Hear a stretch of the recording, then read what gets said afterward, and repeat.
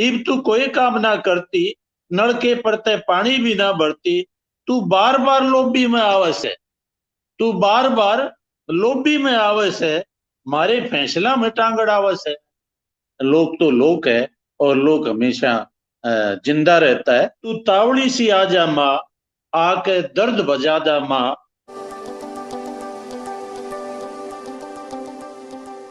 नमस्कार। आज हमारे साथ हैं डॉक्टर संतराम देशवाल जी, जिन्हें महाकवि सूरदास आजीवन सम्मान मिला है हरियाणा साहित्य अकादमी की ओर से।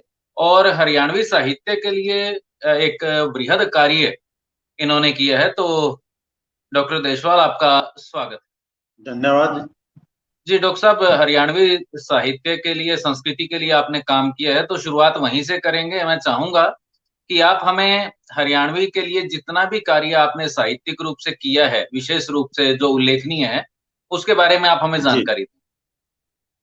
मेरी हरियाणवी लोक साहित्य और संस्कृति से जुड़ी जो महत्वपूर्ण पुस्तक है उसका नाम है हरियाणा संस्कृति और कला, जो हरियाणा साहित्य अकादमी से प्रकाशित हुई थी और बाद में हरियाणा ग्रंथ अकादमी से अब प्रकाशन उसका हुआ है। उसके दो संस्करण आ चुके हैं। और इसके अतिरिक्त लोक आलोक, आंगन में मोर नाचा किसने देखा, संस्कृति दर्पण, ये मेरी पुस्तकें हैं। और अभी अभी आई है कल लोक साहित्य में कड़का विधा, जो कड़के हैं हमारे, अब तक वो कुछ संग्रहित तो हुए थे मगर उसका स्वरूप और परिभाषा निर्धारित नहीं हुई थी। मैंने प्रयास किया है कि उसमें जो लोक कड़का है उसको परिभाषित किया जाए और उसका स्वरूप निर्धारित किया जाए। तो ये अभी आई है। ये 4-5 पुस्तकें मेरी पूर्णतः लोक साहित्य केंद्रित है। जी। इसके अलावा डॉक्टर साहब, साहित्य में तो ये तो हरियाणवी की बात आपने जो हमें बताई, उसके अलावा जहां जी तक मुझे जानकारी है, हरियाणवी के लिए आपने बृहद कार्य किया है। और जी विशेष रूप से हरियाणवी गायन के लिए लेखन में जो कार्य हमारे जो बड़े दूसरे कवि रहे हैं, उन्होंने जो कार्य किया उसको संकलित करने का, संग्रहित करने का और समाज तक पहुंचाने का कार्य आपने किया है। तो मैं चाहता हूँ इस बारे में थोड़ा विस्तार से आप बताएं। जी जी जी। हाँ, मेरा शहीद कवि फौजी मेहर सिंह ग्रंथावली मेरी प्रकाशित हुई है और बाकी गाए बगाए पत्र पत्रिकाओं में देश की पत्र पत्रिकाएं हैं, उनमें भी मैं खासकर सांग और लोक नाट्य और जितनी भी लोक साहित्य से जुड़ी दूसरी विधाएं हैं उस पर लेखन करता रहता जी डॉक्टर साहब, बहुत बढ़िया। तो लोक साहित्य की बात चल रही है कि हरियाणा में लोक साहित्य की जो स्थिति है इस समय, आप हूँ। उसको जी किस जी। तरह से देखते हैं? जो भूमंडलीकरण की प्रक्रिया चली थी 90 के दशक के बाद, उस समय मैंने लिखना आरंभ किया था इस मुद्दे के ऊपर। और जितना नुकसान हरियाणा की लोक संस्कृति और लोक साहित्य को, भूमंडलीकरण को, वैश्वीकरण के कारण हुआ है, इतना और किसी संस्कृति को नहीं हुआ है। क्योंकि हम दिल्ली के नजदीक हैं और जो जो व्यक्ति तथाकथित शिक्षा की तरफ अग्रसित होता जाता है, अगर वो आगे बढ़ता जाता है तो अपने लोक साहित्य को भूल जाता है। और वो नहीं भूलता तो विकृत हो जाता है। और यहाँ तक की भी है कि हमारे जो विश्वविद्यालयों में बैठे हुए प्रोफेसर हैं, वो भी, मैंने ये देखा है, मेरा अनुभव है कि मैं जब पीएचडी के लिए मेरे पास शोधार्थी आते थे तो मैं ये कहता था भी मैं तो हरियाणा के साहित्य के ऊपर करवाऊंगा काम, शोध कार्य, और या मैं करवाऊंगा लोक साहित्य पे। तो मुझे बड़ा उसमें संघर्ष करना पड़ता था। और कईयों ने तो, नाम मैं नहीं लेना चाहता, सब विद्वान है, सम्मानित हैं, कईयों ने तो बुरी तरह से इस बात को नकार दिया कि लोक साहित्य भी कोई साहित्य होता है, लोक साहित्य से आगे बढ़ो, 21वीं शताब्दी में आप पहुंच गए हैं और आप लोक साहित्य भटके हुए हो। मगर मैं समझता हूं अभी तक हमारा जो लोक साहित्य है वो तो ठीक प्रकार से संग्रहित भी नहीं हुआ है। कई तो हमारी ऐसी लोक विधाएं हैं जो अभी नामित भी नहीं हुई हैं, जैसे लोक कड़का था, अभी मैंने बताया। और लघु काव्य कथाएं हैं और इस प्रकार के लोक सूक्तियां हैं, उनका नामकरण भी नहीं हुआ है अभी। और उससे पहले ही वो बिल्कुल लुप्त प्राय होती जा रही हैं विधाएं, लोग भूलते जा रहे हैं। सुदूर जो क्षेत्र हैं, जनपद हैं, उनके मैं देखता हूं कि यहाँ जो बाहर के लोग आते हैं, जैसे मैं बात करूं बिहार के मजदूर आते हैं, तो रात को आवाज आती है, वो अपने लोक साहित्य, अपने जो गीत है, लोकगीत, वो गाते हैं, बजाते हैं, नाचते हैं। और हमारे यहाँ ये परंपराएं अब धीरे धीरे समाप्त हो रही है। तो इसलिए स्थिति तो अच्छी नहीं है, मगर लोक कभी मरता नहीं है। अब मैं घूम कर देखता हूं तो नए नए लोकगीत रचे जा रहे हैं। अब कोरोना से संबंधित लोग रचे जा रहे हैं। जो हमारे शादी विवाह के गीत थे, जो पुराने थे, जाहिर है उनमें जो पुरानी बातें थी वही आएंगी। हल का जिक्र होगा, कुम्हार का जिक्र होगा, जिसका भी जिक्र होगा।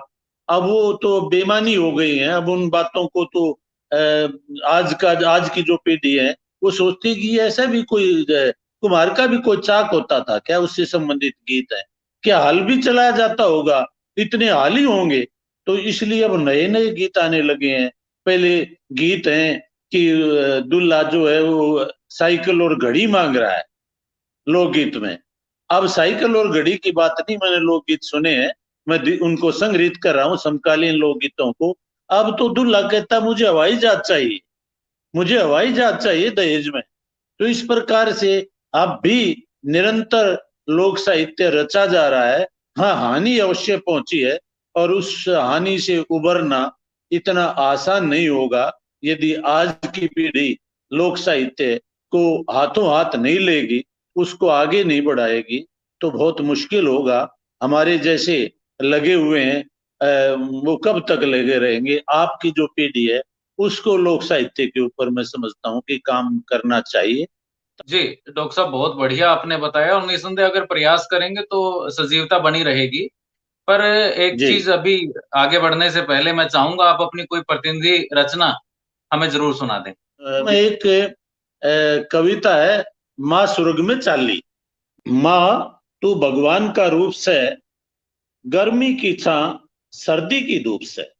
माँ तू भगवान का रूप से, गर्मी की छा सर्दी की धूप से। बहुत घनी अच्छी से माँ तू, बहुत घनी अच्छी से माँ तू, धर्मराज जिसी साची से माँ तू। शहर में जी लागता कोन्या, शहर में जी लागता कोन्या, तेरे बिना दर्द बाजता कोन्या। तू तावड़ी सी आ जा माँ, आके दर्द बजा जा माँ।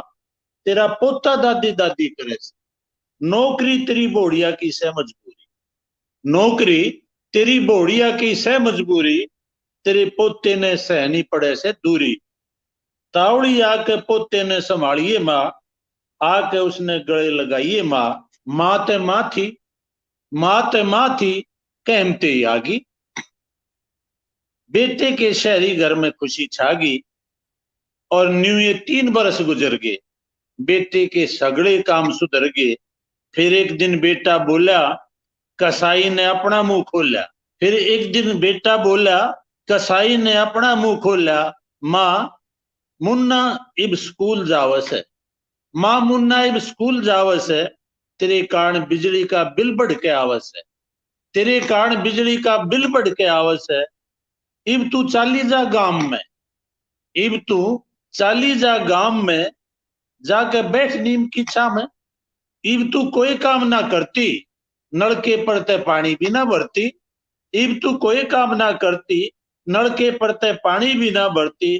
तू बार बार लोबी में आवस है, तू बार बार लोबी में आवस है। मारे फैसला में टांगड़ आवस है। तेरे कपड़े माते बांस आवस, तेरे लत्या माते बांस आवस है। मुन्ने ने तेरा रहना नहीं सुहावस है। तू तो हमेश खांसती रहे, तू तो हमेश खांसती रहे। बता तने कोई क्यों कर से वह, सब के आगे हमारी इमेज बिगाड़े से। बात बात में आंसू ढड़कावे से।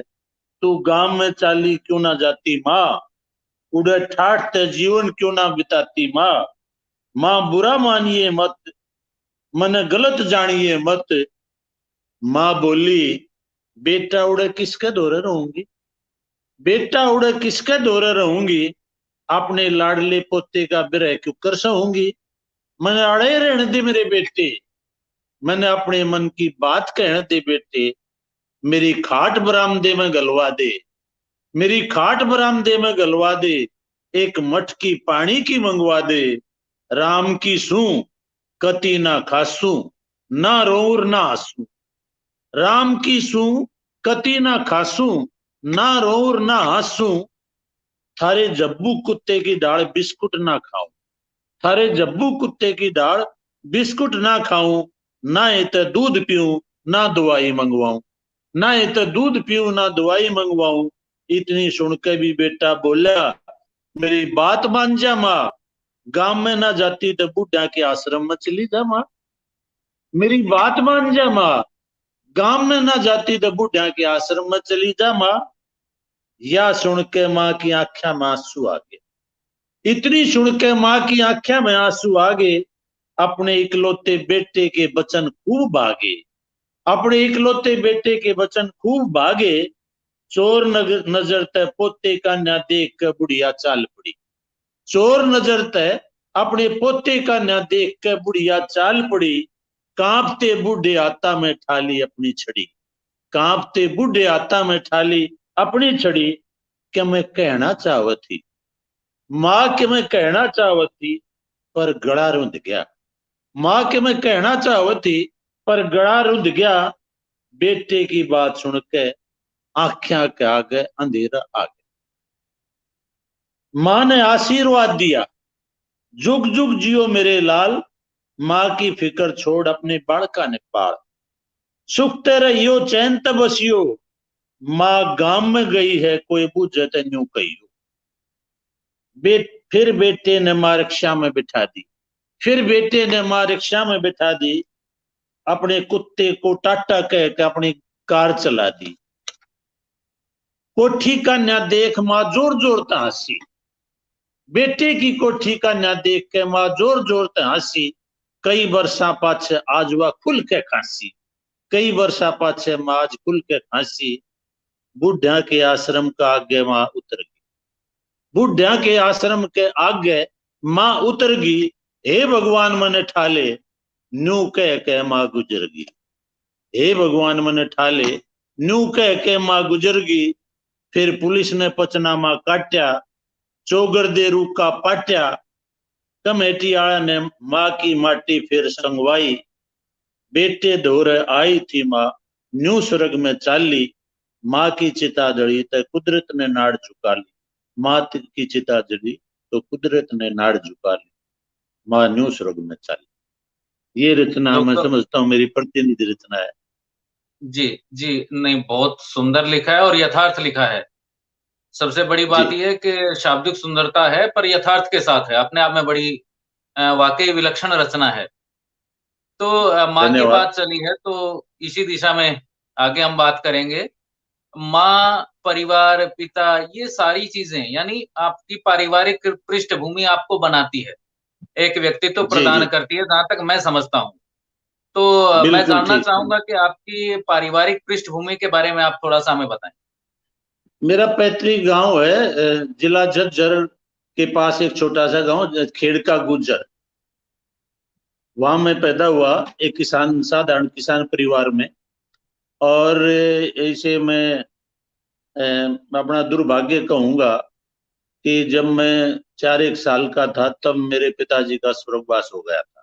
पिताजी के गुजरने के बाद जाहिर है परिवार पर बड़ा आर्थिक संकट और सामाजिक भी संकट आ जाता है। सारा परिवार छिन्न भिन्न हो गया था, मगर मेरी माँ ने वो संभाला। और मेरे जो वृद्ध दादाजी थे, वे 80 साल के थे उस समय, और बाद में 100 साल के करीब होकर वो स्वर्ग सिधारे। उन्होंने भी सहारा दिया। उस उम्र में 80 साल की उम्र में हल जोतते थे, हमें भी बच्चों को साथ ले जाते थे। और इसीलिए हम मैं समझता हूँ कि मैं बचपन में ही समझदार हो गया था, क्योंकि कोई संभालने वाला नहीं था। दादाजी थे वह शिक्षित थे, माँ शिक्षित थी, इसलिए सारे काम हम भाई अपने आप ही करने लगे थे। और मेरे से जो बड़े भाई थे, उन्होंने 13-14 साल की उम्र में ही खेती बाड़ी का काम संभाल लिया था। उनकी हम भी सहायता करते थे, इसलिए मैंने हल भी जोता है, लामनी भी की है, जो भी खेती के कार्य हैं वो सारे किए हैं। और उनसे मेरी अनुभूतियां बड़ी सघन हुई हैं। और जो खेत खलिहान और सारी जो मैंने देखी है, अनुभूत की है, उनको अपनी रचनाओं में जाहिर है कहीं ने गाए बगाए स्थान में दिया है। कि विशेष बात मुझे दिखाई दी अ, अपने परिवार में, कि मेरे दादाजी खेती क्यारी करते थे, मगर उन्होंने अपने भाइयों को पढ़ाया, तो उनके अंदर शिक्षा का प्रेम था। इसलिए वो विशेष रूप से कहते थे कि भाई पढ़ो। और उनको ये तो नहीं पता था कि विज्ञान क्या होती है, संख्याएं कौन सा संख्या है, क्या है, कला क्या है, मगर ये है पढ़ो। और उसके लिए मैं भाई, आप जहाँ कुछ भी करना पड़े, कहीं से कर्ज लाना पड़े, क्या करना पड़े, आप लोग पढ़ो। और जी जी डॉक्टर साहब, अच्छी जानकारी दी आपने परिवार के बारे में, लेकिन यहाँ एक प्रश्न और पैदा होता है। जो आपकी अभी रचना जी हमने सुनी, वहां से भी ये बात है, और जब आप जैसे लोगों से बात होती है तो एक बात जरूर निकल के आती है कि तत्कालीन जी, समाज में और समकालीन समाज में बड़ा अंतर है। आप इस बहुत अंतर को बहुत किस तरह अंतर। से किन आप इस अंतर को किस तरह से किन शब्दों में परिभाषित करना चाहेंगे?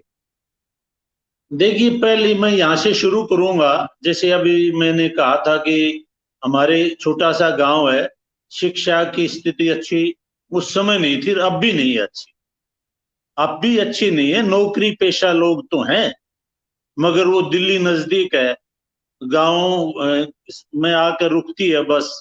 तो एक लग जाता, वो लग जाते हैं, तो बेरोजगारी तो ज्यादा नहीं है, मगर पढ़े लिखे ज्यादा नहीं है, शिक्षा का प्रचलन नहीं है। और हम लोग, हमारे साथ में एक गांव है दुल्हेड़ा, बड़ा गांव है। अब तो दोनों गांव मिल गए हैं, बीच में तालाब है, आधा किलोमीटर पहले फासला था।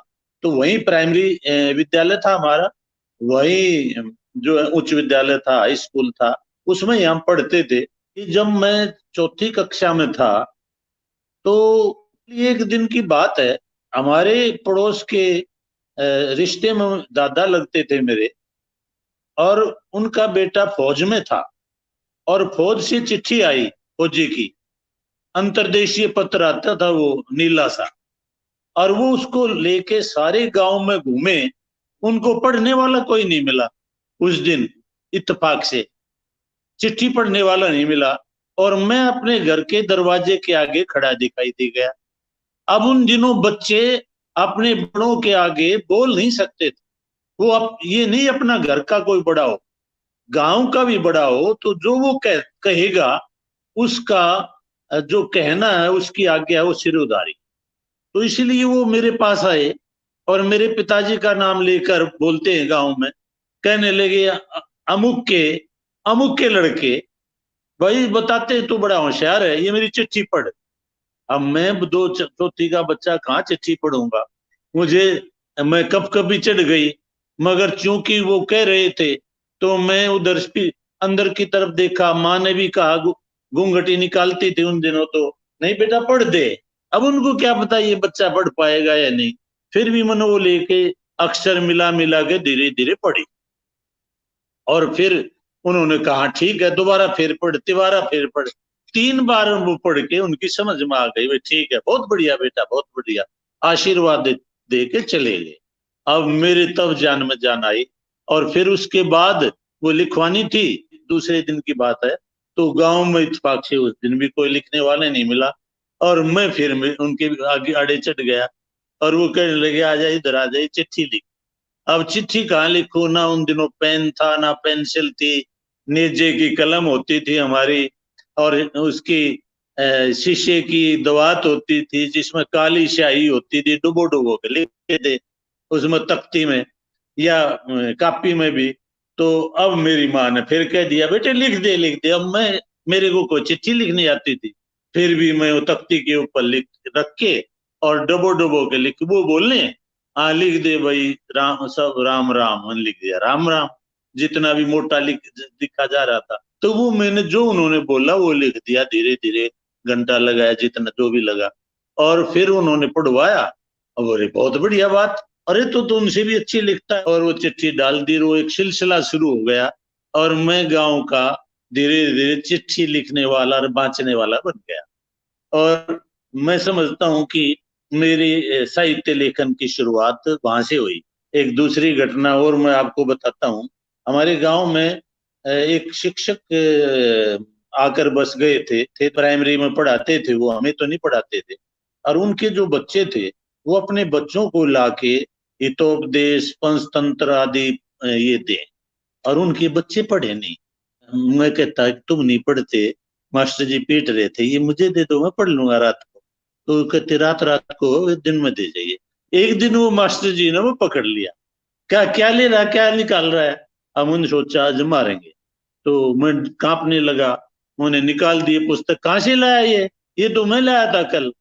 तो मैंने कहा जी मैं पढ़ने के लिए ले गया था रात को।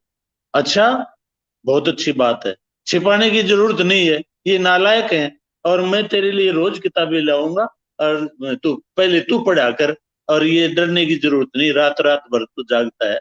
तो फिर वहां पर मैं ये मेरे स्वाध्याय का वहां से मुझे एक प्रकार से ये आनंद आने लगा, और मेरी जो अभिरुचि थी स्वाध्याय में वो बढ़ने लगी, जिससे मेरी अनुभूतियां भी सघन हुई।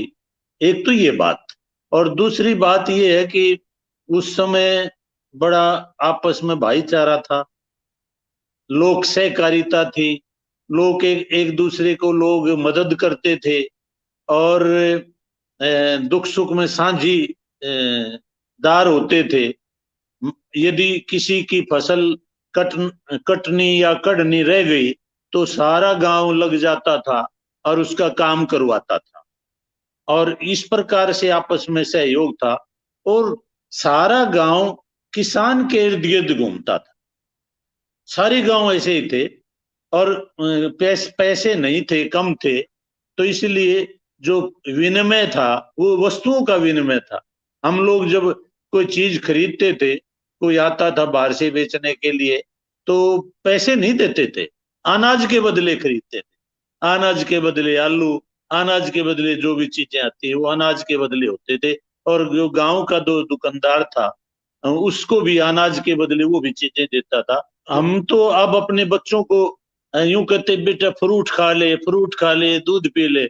हम दूध घी की तो मौज थी, मगर हमने तो कभी फ्रूट नहीं खाए। कभी रिश्तेदार बटे वो आता था, केले लाते थे, वो केले का कोई टुकड़ा मिल गया तो मिल गया, और ये इंतजार करते थे कि बटे हुए एक आधी रोटी छोड़ दे तो ये मांडा मिल जाए, नहीं तो बेस उसकी मेसी रोटी बाजरे की या ज्वार की वो खाने को मिलती थी। और अब सब कुछ होने के बावजूद एयर कंडीशन में भी और हम दुखी हैं, बीमारियां हैं, और अरुचि हमारी इन बातों में है। तो इस प्रकार का समाज उस समय था, और इस प्रकार का आजकल आज की पीढ़ी है, उसकी सोच है नहीं। वो तो ये कहते हैं हेल विद सोसाइटी, हमें समाज से क्या लेना देना, हमें तो अपने से मतलब है, हमें कोई मतलब नहीं है। वो केवल व्यष्टि की बात करते हैं, समष्टि की बात नहीं करते। वो केवल स्व जी की बात करते, पर की बात नहीं करते, पर की बात नहीं करते। और वैसे वस्तुतः यदि समाज को ठीक चलाना है तो स्व से पर की तरफ बढ़ना पड़ता है, व्यष्टि से समष्टि की ओर बढ़ना पड़ता है, व्यक्ति नहीं समाज की बात करनी पड़ती है। तो आपने समाज में साहित्य में वृहद कार्य किया है और स्वयं को आज जी, कितना सफल मानते हैं आप, कहाँ स्थित देखते हैं? मैं साहित्यिक दृष्टि से अपने आप को पूरा सफल मानता, पूर्णतः सफल। मैंने कभी नहीं सोचा था कि जब हम एमए के विद्यार्थी थे, और एमए के विद्यार्थी में मुझे पता है डॉक्टर हरिश्चंद्र वर्मा को सूर सम्मान मिला था, और फिर एक साल बाद डॉक्टर बैजनाथ सिंघल को मिला था। तो हम सोचते थे कितना बड़ा पुरस्कार है ये, और हम उनको भगवान के दर्जे में रखते थे कि भाई ये वास्तव में ही बहुत बड़े साहित्यकार हैं। और ये हमारा सौभाग्य है कि हम उनसे पढ़ते थे, वो हमारे गुरु थे। और ये सपने में भी नहीं सोचा था कि हमें भी ये बड़े बड़े पुरस्कार मिलेंगे, जन कवि मेहर सिंह पुरस्कार मिलेगा, और जी। ये महाकवि सूरदास आजीवन साहित्य साधना सम्मान मिलेगा। तो ये मुझे मिला है। और रही बात अपने आप को पुरस्कार से भी हम उपलब्धि ना आके, क्योंकि पुरस्कार ही सब कुछ नहीं होता, तो मैं समझता हूं कि जो मैं चाहता था, जो मैं अब भी चाहता हूं, वो मैं अपनी पुस्तकों के माध्यम से, ललित निबंधकार के रूप में मेरी ज्यादा पहचान है, तो वो मैं समाज को देता हूं। इसलिए मैं तो लेखन की दृष्टि से भी और उपलब्धियों की दृष्टि से भी अपने, हालांकि संतुष्टि नहीं होती व्यक्ति की, मगर मैं पूर्णतः संतुष्ट हूँ। तो डॉक्टर साहब, ललित निबंध की आपने बात की, तो मैं यहाँ ये भी जानना चाहूंगा आपसे कि ललित निबंध के अलावा, जैसे कड़का की आप बात कर रहे थे, हरियाणवी साहित्य की हमारी बात रही, तो अगर मैं विधा की बात करूं, किस किस विधा में आपने लिखा है? कहानी, लघु कथा, और लोक ललित निबंध। लोक ललित निबंध वे हैं जो हरियाणवी संस्कृति पर केंद्रित ललित निबंध, और ललित निबंध और इस इतिहास लेखन, लोक संस्कृति, जब ये आपने जिक्र किया, ये मेरी मुख्यतः अब तक विधाएं हैं। और मेरी पाइपलाइन में है उपन्यास। उपन्यास में लिख रहा हूँ, और जीवनी लिख रहा हूँ, यात्रा वृत्तांत, संस्मरण, रेखा चित्र। इस डॉक्टर साहब, कोई कड़का की बात चली थी, कड़का सुना दीजिए कोई कुछ थोड़ा बहुत। कड़का विधा होती है कि दो आदमी जब बात कर रहे होते हैं और एक आदमी कुछ कहता है, दूसरा आदमी कड़क जवाब देता है, अक्सर उसे पद्यात्मक जवाब देता है। तो जैसे मेरा पहला ये कड़का है, चिड़ी चिड़े की के लड़ाई। चिड़ी चिड़े की के लड़ाई, चाल चाल रे चिड़े मैं भी आई, घनी स्वाद खिचड़ी बनाई, चिड़िया ने फिर लप लप खाई। तो इस प्रकार से फिर वो समाप्त होती है जाकर कोई भी कड़का है। और एक दूसरा कड़का है कि जब ये कोरोना था तो दिमाग पर कोरोना ही छा गया, तो फिर मैंने ये कड़का एक, मुझे याद आया, मेरे स्वर्गीय दादाजी ने सुनाया था मुझे, बांदर पाछे पड़ गया। बांदर पाछे पड़ गया कि कोई आदमी था, और वो गांव में जैसे होते हैं कोई मंदिर, मठ, स्थल, उसमें कोई साधु रहता था, और ये प्रचलन था, ना भी हो तो हम सिद्ध मान के उनके पास अपने सवालों के जवाब के लिए चले जाते हैं। तो वो आदमी उसके पास चला गया, साधु के पास, और कहने लगा जाके कि जी मेरे मन में तो बहुत बुरे बुरे विचार आते, बहुत बुरे विचार आते हैं, आते रहते हैं। तो वो फिर साधु ने जवाब दिया कि भी ऐसा है, जब तेरे मन में बुरे बुरे विचार आए ना, तो फिर तू ना उन विचारों को तो एक तरफ कर दे, और तू अपने मन में किसी चीज के ऊपर ध्यान लगा ले। अब जी कैसी चीज पे? तो वो तभी आकर उस मठ के ऊपर कोई बंदर बैठा था, तो वो कहने लगा जैसे ये बंदर मुडेर पर बैठा है ना, जैसे इस पे ध्यान लगा लिया। तो कहने लगा जी ठीक है। तो उसने उसी समय बंदर पे ध्यान लगा लिया। जब भी बुरे विचार आए तो बंदर पे ध्यान लगा ले, और धीरे धीरे बुरे विचार तो चले गए, पर वो बंदर उसके दिमाग में आ गया, और 24 घंटे बंदर बंदर ही उसके दिमाग में रहे। फिर वो गया कई दिन के बाद साधु के पास कि महाराज, मैं उस समस्या से ग्रसित हूँ, और मैं आपके पास आया हूँ कि क्या हुआ, अभी बुरे विचार आते हैं? अगर नहीं जी, बुरे विचार तो नहीं आते, और क्या है? अगर बुरे विचार चले गए, बंदर पाछे पड़ गया, मार बंदर के जूत, यो कुए जेरे में पड़ जा। कि मेरे तो जी बुरे बुरे विचार आ गए। तो फिर साधु ने जवाब दिया कि बुरे विचार चले गए, बंदर पाछे पड़ गया, मार बंदर के जूत, यो कुए जेरे में पड़ जा। अगर इस बंदर के भी जूत मार, फिर अच्छे विचार आने लगे। डॉक्टर साहब, आपके पसंदीदा रचनाकार हरियाणवी में, हिंदी में, जिनको आप सुनना पसंद करते हैं, पढ़ना पसंद करते हैं, या जिनको पढ़ करके आपने लिखना सीखा है? जी देखिए, यदि आरंभिक रूप में मैं कहूं तो मुझे प्रेमचंद और रेणु, प्रिंसराज रेणु, अच्छे लगे। क्यों अच्छे लगे? कि उनकी जो रचनाएं हैं, कहानी है, उपन्यास हैं, वो गांव से ग्रामीण परिवेश पर केंद्रित है। और मुझे वो ग्रामीण परिवेश चूंकि मुझे अच्छा लगता है, तो जाहिर है वो अच्छी लगी। उसके बाद मैं बात करूं कवि की दृष्टि से, तो मुझे निराला, जयशंकर प्रसाद, महादेवी वर्मा, इनके ये प्रिय हैं, इनकी रचनाएं अच्छी लगी। और निबंध के क्षेत्र में हजारी प्रसाद द्विवेदी, कुबेरनाथ राय, विद्यानिवास मिश्र, रामनारायण उपाध्याय, ये इनसे मैंने सीखा है, ललित निबंधकारों से। और रही बात हरियाणा की, तो हरियाणा में मुझे प्रभावित किया लोक साहित्य में डॉक्टर भीम सिंह मलिक ने की रचनाओं ने, लोक साहित्य ने। और इसके अतिरिक्त देवीशंकर प्रभाकर की रचनाएं से मैं प्रभावित रहा हूँ। वो मुझे अच्छी लगी हैं, जिन्होंने मुझे लोक साहित्य की तरफ बढ़ाया। और बाकी हमारे जितने भी सांगी हैं, इनको भी आप साहित्य की श्रेणी में गिने, तो ये भी मुझे अच्छे लगते हैं। और यदि हिंदी साहित्य की बात की जाए हरियाणा के लोग साहित्यकारों में, तो मुझे बाबू बाल मुकुंद गुप्त हैं, वो मुझे मेरे प्रिय रहे हैं। माधव प्रसाद मिश्र हैं, वो उनसे मैंने प्रेरणा ली है। और संत निश्चल दास, जो केवल संत नहीं, कवि और पहले गद्यकार मैं समझता हूँ हिंदी के ठहरते हैं। विचार सागर उनकी ऐसी रचना थी, जो कि शिकागो सम्मेलन था, उसमें स्वामी विवेकानंद ने उद्धृत की थी कि ऐसी पुस्तक है ये विचार सागर, जो कि ना तो पहली 3 शताब्दियों में हुई और ना शायद आगे होगी। तो इसलिए मुझे निश्चल दास, संत निश्चल दास ने भी प्रभावित किया है। और यदि मैं आपको रोचक बात बताऊं, तो संत निश्चल दास भी और ये बाबू बाल मुकुंद गुप्त, ये झज्जर के मेरे थे। तो इनको भी एक वो परिषद बनवाने में, कार्यक्रम आयोजित करवाने में, उनकी हवेली को साफ करवाने में, गांव में जाकर। और इसी तरह निश्चल दास का गांव है सोनीपत में ही, किड़ोली, खरखोदा के पास।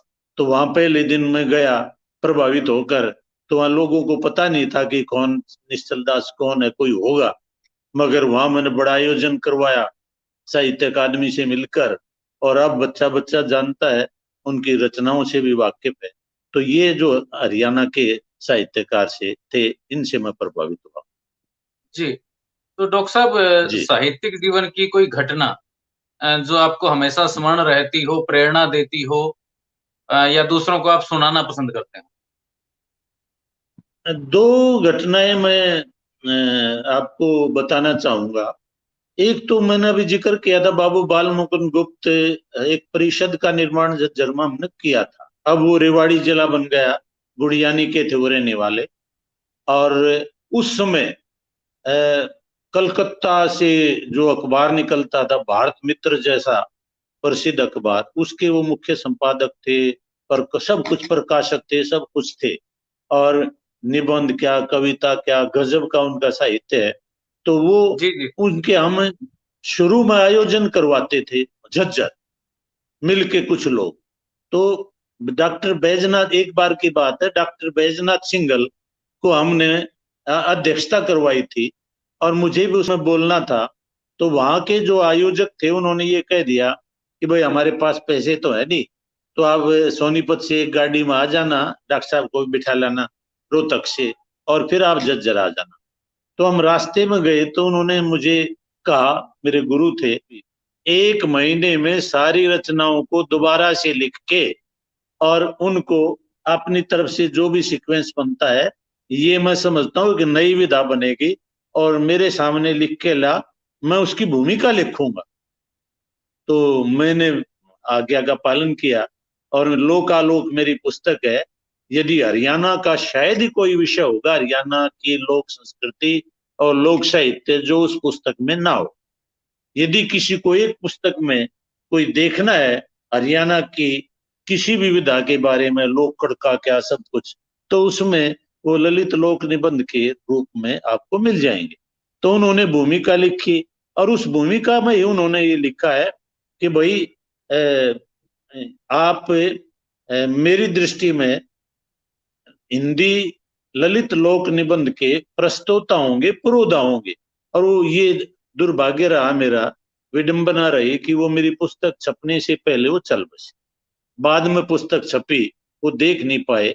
तो एक तो ये घटना थी, और दूसरी घटना थी उन्हीं दिनों, अब मैं इतना लेखक तो था नहीं, अखबार में तो मैं लिखता था, मेरी पुस्तक कौन छापे।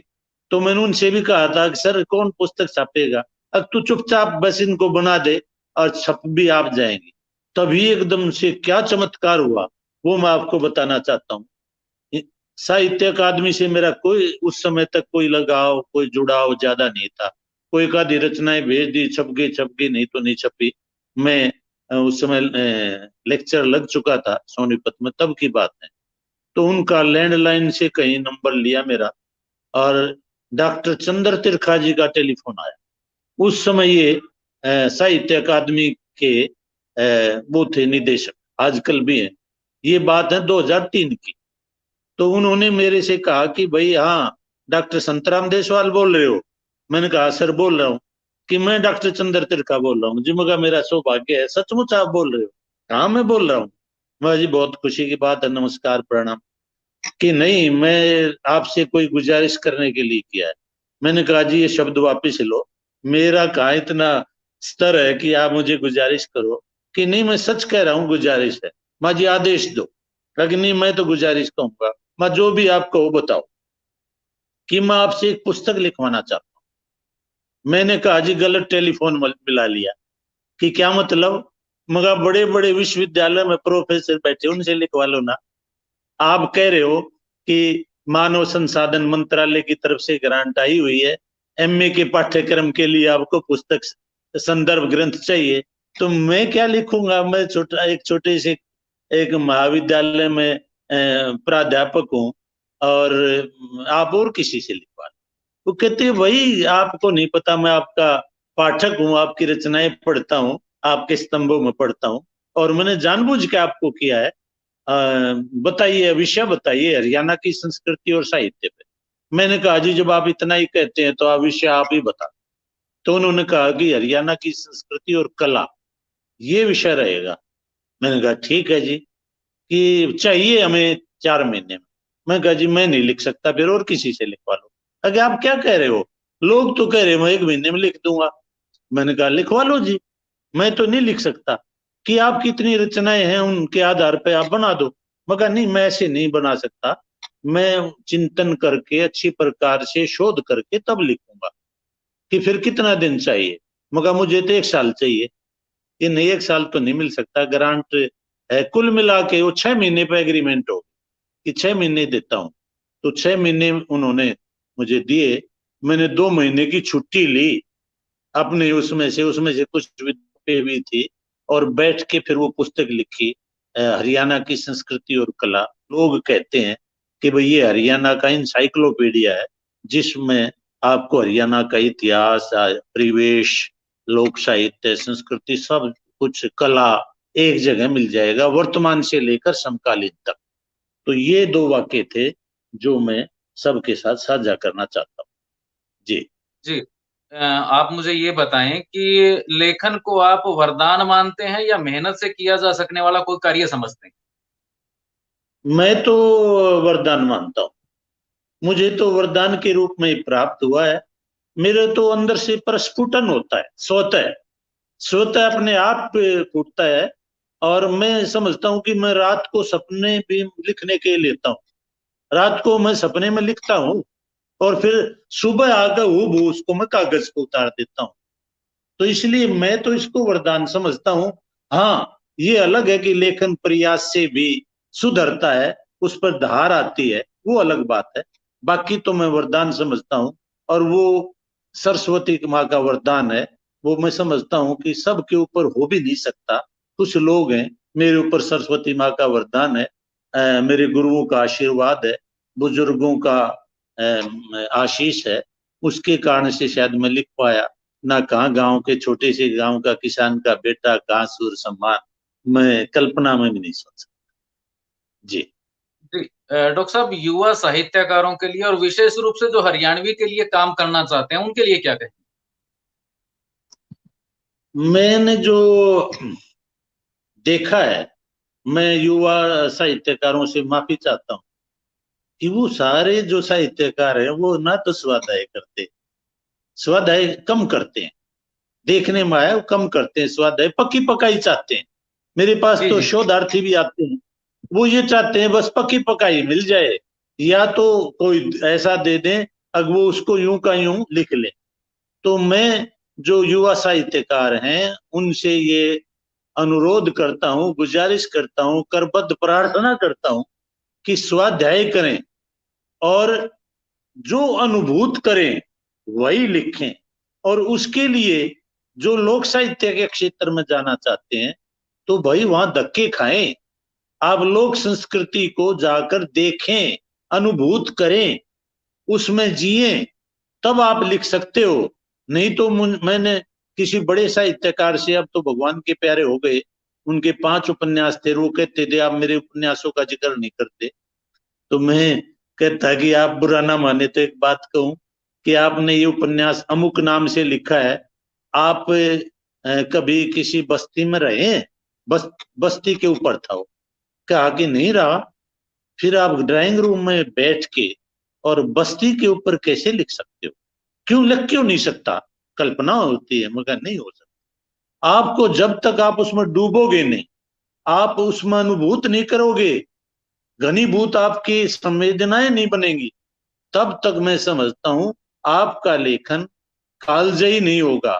यूं तो काले अक्षर तो लिख लेते हैं, ये जो साहित्य परोसा जा रहा है ये आगे अब तो हमारा समालोचक नहीं बचे हैं, नहीं तो अभी धज्जियां उड़ जाती।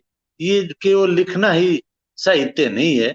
साहित्य तो है जो सिर पर चढ़कर बोले, जिसे आप पढ़ते ही और सोचते रह जाएं वाह क्या बात है।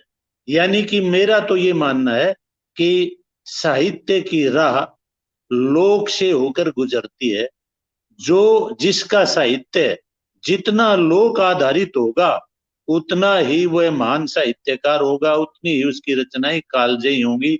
जैसे कबीर की हैं, जैसे महाकवि तुलसीदास जी, जितने भी रचनाकार हुए हैं, जिन्होंने लोक को जिया है उन्होंने ही अच्छी रचनाएं दी हैं। ये मैं युवा साहित्यकारों को एक गुजारिश करना चाहता हूँ, क्योंकि आज का जी जो युवा है वो अपदेश या आदेश तो मानता नहीं है। जी जी जी जी। डॉक्टर साहब, जी, अंत में मैं चाहूंगा कोई ऐसी रचना जो आपको स्मरण रहती हो, अपनी रचना हमेशा याद रहती हो और आप हमारे साथ साझा करना चाहें। मैं एक पंक्ति अक्सर कहता हूं कि अपने लिए नहीं लिखता हूं, समाज के लिए लिखता हूं। अपने लिए नहीं लिखता हूं, समाज के लिए लिखता हूं। समाज की बात लिखता हूं और समाज के द्वारा लिखता हूं। ये तो गद्य में है। और एक पंक्ति मेरी तो नहीं है मगर मैं अक्सर उद्धृत करता हूं कि ज्ञान आदमी की पहचान बना देता है। ज्ञान आदमी की, हालांकि मैंने इसको हरियाणवी में अपना लिया है, मुझे नहीं पता ये किसकी पंक्तियां हैं, मैं ईमानदारी से कहता हूं, मगर ये मेरी ऐसी है जो मुझ गुनगुना दो। ज्ञान आदमी की पहचान बना देता है, उजड़े चमन को गुलिस्तान बना देता है। यकीन नहीं होता तो महसूस करके देखिए, दर्द आदमी को इंसान बना देता है, दर्द आदमी को इंसान बना। डॉक्टर संतराम देशवाल जी, आपने इतना समय हमें दिया। आपसे बात करके बहुत अच्छा लगा। जीवन के हर पहलू पर, साहित्य पर, समाज पर बहुत लंबी और अच्छी चर्चा हुई। अच्छा लगा। आपका बहुत बहुत धन्यवाद। धन्यवाद आप सभी का, श्रोताओं का और सभी का बहुत बहुत धन्यवाद।